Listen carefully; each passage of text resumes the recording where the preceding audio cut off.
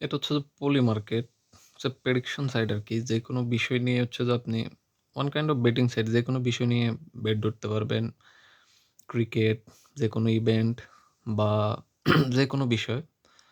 ওটা আমার মূল বিষয় না এটা প্রমোট করা। মূল চিন্তার বিষয় হচ্ছে, এখানে হচ্ছে যে একটা পোল খুব বেশি ভাইরাল হচ্ছে। যেটা হচ্ছে যে বাংলাদেশের ইলেকশন নিয়ে।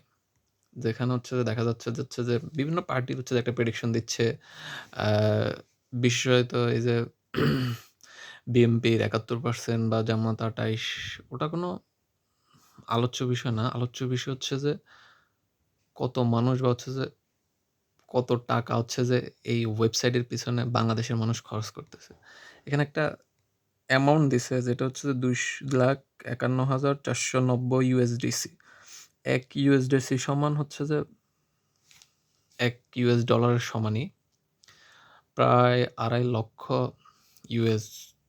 হচ্ছে যে এই বেটিং সাইটে বাংলাদেশী মানুষ। যেহেতু হচ্ছে যে এটা বাংলাদেশী নির্বাচন, 100% হচ্ছে যে বাংলাদেশের মানুষের ইনভেস্টমেন্টে।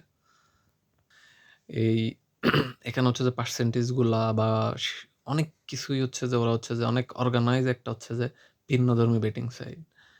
আমার কনসার্ন এর জায়গাটা হচ্ছে বেটিং বাংলাদেশ হচ্ছে বেদির মতো হচ্ছে যে প্রত্যেকটা সেক্টরে ঢুকে যাচ্ছে। আপনি কল্পনাও করতে পারবেন না আপনার ভাই-বন্ধু বা আদরের সন্তান কখন যে হচ্ছে যে বেটিং এ আসক্ত হয়ে গেছে। নিজের সর্বস্ব বিলিয়ে দিচ্ছে। আ এটা যদি হচ্ছে যে আপনি ডলারটা হচ্ছে যে বাংলা টাকায় ক্যালকুলেট করেন, অলমোস্ট ৩,০০,০০,০০,০০,০০,০০,০০,০০০ উপরে টাকা হচ্ছে যে বাংলাদেশী মানুষ সামান্য এই বাংলাদেশের ইলেকশন নিয়ে এই পলি মার্কেট নামক পলে খরচ করতেছে। আমরা যদি হচ্ছে যে আজকে সচেতন না হই, নিজের আত্মীয়স্বজন, ভাই-বন্ধুর ব্যাপারে হচ্ছে যে কনসার্ন না হই, কালকে এই বিধি আমার আপনার ঘরেও ঢুকবে।